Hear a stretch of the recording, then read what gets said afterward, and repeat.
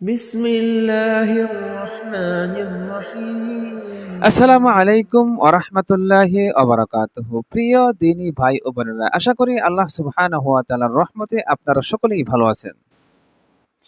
আজকে আলোচনা করব মুহাম্মদ বিন সালমান সম্পর্কে। আপনারা শুনে অবাক হবেন যে আজ থেকে 1400 বছর আগে রাসূল করিম সাল্লাল্লাহু আলাইহি ওয়াসাল্লাম তার সম্পর্কে যে ভবিষ্যৎবাণীগুলো করে গেছেন, তার সম্পর্কে যে তথ্যগুলো দিয়েছেন, সেগুলো বর্তমানে শতভাগ পরিপূর্ণরূপে মিলে গেছে। চলুন তাহলে জেনে নেই তার সম্পর্কে রাসূল করিম সাল্লাল্লাহু আলাইহি ওয়াসাল্লাম কি বলেছেন।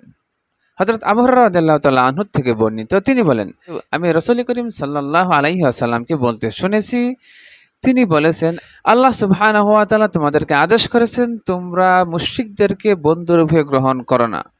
অথচ এমন একটি সময় আসবে মুসলমান অঞ্চলের দুটি শাসক মানে দুজন শাসক মুশরিকদেরকে বন্ধুরূপে গ্রহণ করবে।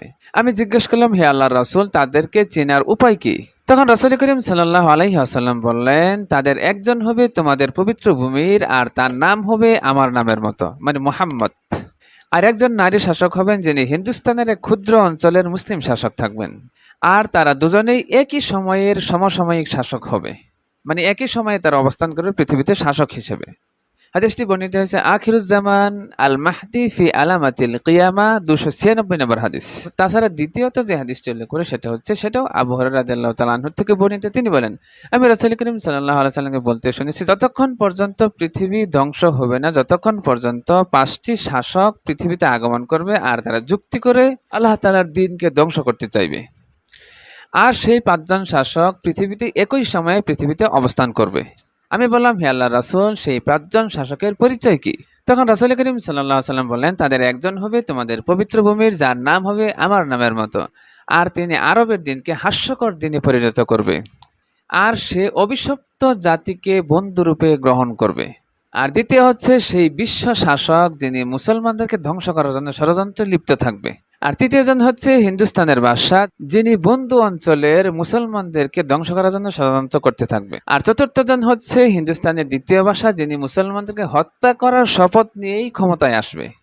আর সে মুসলিম হত্যায় উন্মাদ হয়ে যাবে, পাগল হয়ে যাবে। আর পঞ্চম হলো একজন নারী শাসক, যিনি শাসন ক্ষমতা হাতে পেয়ে বাল দেবতার পূজা করবে, বাল দেবতার প্রচলন করবে, মানে বাল দেবতার ইবাদত বৃদ্ধি করবে। আর সে মুশরিকদেরকে বন্ধুরূপে গ্রহণ করবে আর মুসলমানদেরকে সে হত্যা করতে থাকবে। অথচ সে হবে মুসলমান, তখন সেখানকার দুর্গম অঞ্চলের এক দুর্বল বালকের নেতৃত্বে তাদের এই ষড়যন্ত্রের অবসান ঘটবে আর তারা মুসলমানদেরকে বড় বিজয় এনে দিবে। কিতাবুল আকিব 172 নং হাদিস। 3 নম্বর যে হাদিসটি উল্লেখ করবো সেটা হচ্ছে হযরত আলী ইবনে আবি তালিব রাদিয়াল্লাহু তাআলা আনহু থেকে বর্ণিত। তিনি বলেন, একবার এক মজলিসে আমরা রাসূল করিম সাল্লাল্লাহু আলাইহি ওয়াসাল্লামের সাথে বসা ছিলাম। তখন এক ব্যক্তি রাসূল করিম সাল্লাল্লাহু আলাইহি ওয়াসাল্লামকে জিজ্ঞেস করলেন, হে আল্লাহর রাসূল, আপনার বংশের মাহদীর আগমন কখন ঘটবে? তখন রাসূল করিম সাল্লাল্লাহু আলাইহি ওয়াসাল্লাম বললেন, মাহদী ততক্ষণ পর্যন্ত আগমন ঘটবে না যতক্ষণ পর্যন্ত 5জন অভিশপ্ত শাসক ধ্বংস না হয়ে যাবে। তখন তিনি বললেন, তাদের একজন হবে এই আরব ভূমির যার নাম হবে আমার নামের মতো অর্থাৎ মুহাম্মদ। আরেকজন হবে বিশ্ব শাসক, যিনি মুসলমানদেরকে ধ্বংস করার জন্য ষড়যন্ত্র করতে থাকবে। আর 3জন হবে হিন্দুস্তানের শাসক, আর তাদের মধ্যে একজন হবে নারী। তখন বলা হবে, হে আল্লাহর রাসূল, হিন্দুস্তানের শাসকরা কি মুসলমান হবে? তখন রাসূল করিম সাল্লাল্লাহু আলাইহি ওয়াসাল্লাম বললেন, না, তাদের 3জনের মধ্যে একজন নারী শাসক হবে, তিনি হবে মুসলিম, কিন্তু তার সকল কর্মকাণ্ড হবে মুশরিকদের মতো। কিতাবুল আকিব হাদিস নং 298 নং। এখন এই 3টি হাদিসকে যদি আপনি একটু বিশ্লেষণ করে দেখেন, প্রথমেই রাসূল করিম সাল্লাল্লাহু আলাইহি ওয়াসাল্লাম যেই নামটি বলেছেন সেটা হচ্ছে মুহাম্মদ, সে হবে আরব ভূমির শাসক। এখন এই মুহাম্মদ বিন সালমান মানে মুহাম্মদ, তার পিতা হচ্ছে সালমান। আর বর্তমান মুহাম্মদ বিন সালমান সৌদি আরবে যেই কার্যক্রমগুলো তিনি শুরু করেছেন, রাসূল করিম সাল্লাল্লাহু আলাইহি সাল্লামের তথ্য মতে তা সম্পূর্ণ তার সাথে মিলে যাচ্ছে। কারণ রাসূল করিম সাল্লাল্লাহু আলাইহি সাল্লাম বলেছিলেন সে আরবের দিনকে হাস্যকর দিনে পরিণত করবে। তার বর্তমান অ্যাক্টিভিটিসগুলি দেখলে দেখা যায় তিনি মূলত ইসলামকে হাস্যকর দিনে পরিণত করতেছে। আর এই যুবরাজ মুহাম্মদ বিন সালমানের কারণে হজ এবং উমরার দেশ সৌদি আরব দিন দিন ইসলাম থেকে সম্পূর্ণ দূরে সরে যাচ্ছে, মানে তিনি দূরে সরে নিয়ে যাচ্ছে। তার কারণে শুধুমাত্র 2023 সালে 17 মিলিয়ন সিনেমা হলের টিকিট বিক্রি করা হয়েছে এই মুহাম্মদ বিন সালমানের কারণে, তার নির্দেশেই। শুধু তাই নয়, এই কালিমার পতাকা সামনে রেখে শুরু হচ্ছে বিভিন্ন কনসার্ট, পাপের concert, dance club, night club.